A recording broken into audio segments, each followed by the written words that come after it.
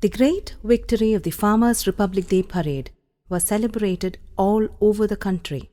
The victory helped speed up the growth of the agitation.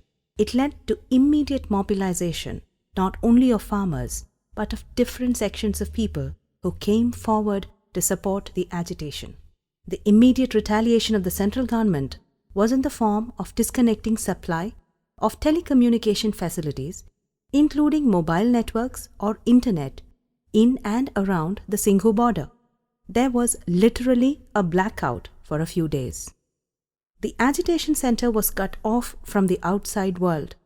No information could be disseminated from within the protest site. But such retaliation did not weaken the resolve of the farmers. On the other hand, their spirit was further bolstered. The farmers, in fact, took it as a challenge. One of the activities initiated by the leadership of the farmers to mobilize farmers nationwide was to organize Kisan Mahapanchayats.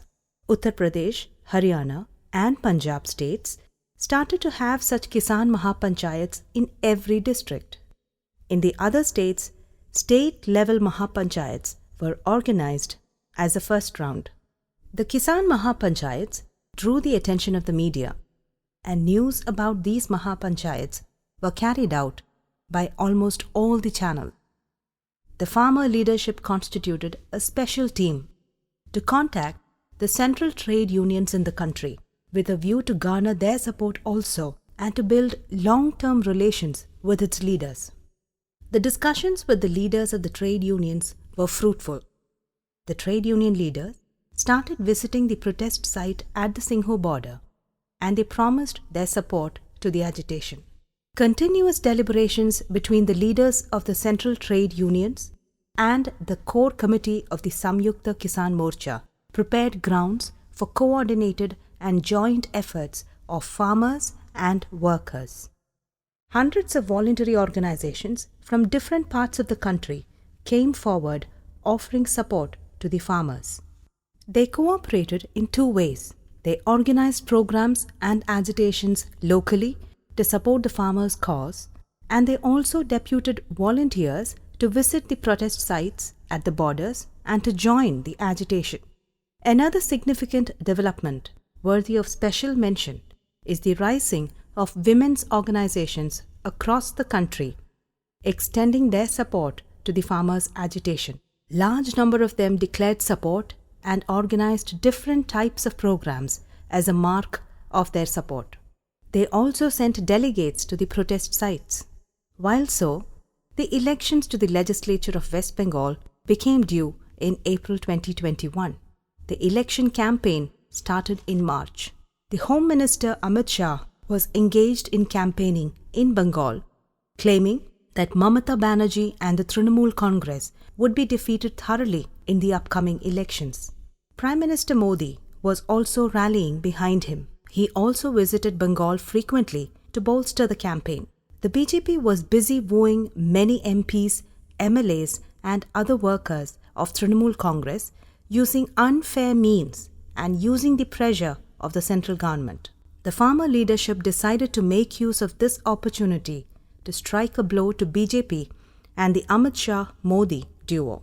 They decided to initiate campaign in Bengal in favor of Mamata Banerjee and the Trinamool Congress and against the BJP, raising a slogan, "No vote for BJP."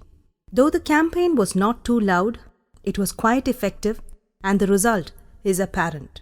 Mamata Banerjee won the election with a resounding majority and the BJP bit dust.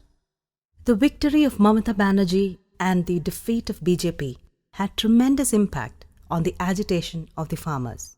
At this point in time, the farmer leadership decided to convene a national convention to consolidate the support that it had garnered over the months nationally. The convention was announced to be held on the 26th and 27th of August 2021. The call from the farmer leadership received overwhelming response. Over 2,000 delegates from across the country assembled at the convention site. Farmer leaders from 22 states were present on the stage. Leaders of 10 central unions were also on the stage. Hundreds of office bearers of women organizations and other voluntary organizations were also present. Over 40% of the participants in the convention was women.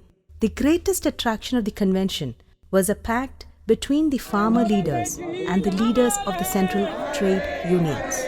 A joint declaration was brought out stating that the farmers and the workers would work hand in hand to oppose the anti-democratic measures of the Modi regime.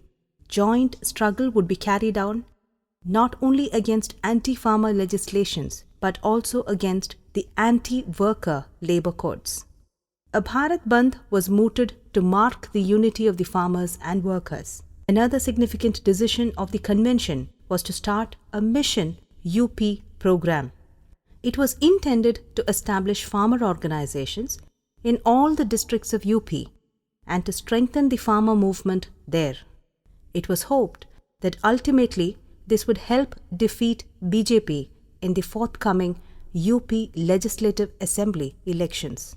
It was announced that Mission UP would be inaugurated on the 5th of September 2021 in a proposed Kisan Mahapanchayat to be held at Muzaffarnagar, Uttar Pradesh.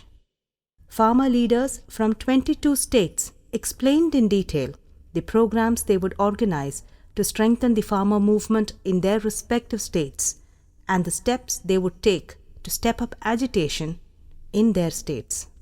Similarly, the women's organizations and other voluntary organizations also announced their proposed programs. The convention helped to invigorate the farmers' struggle tremendously.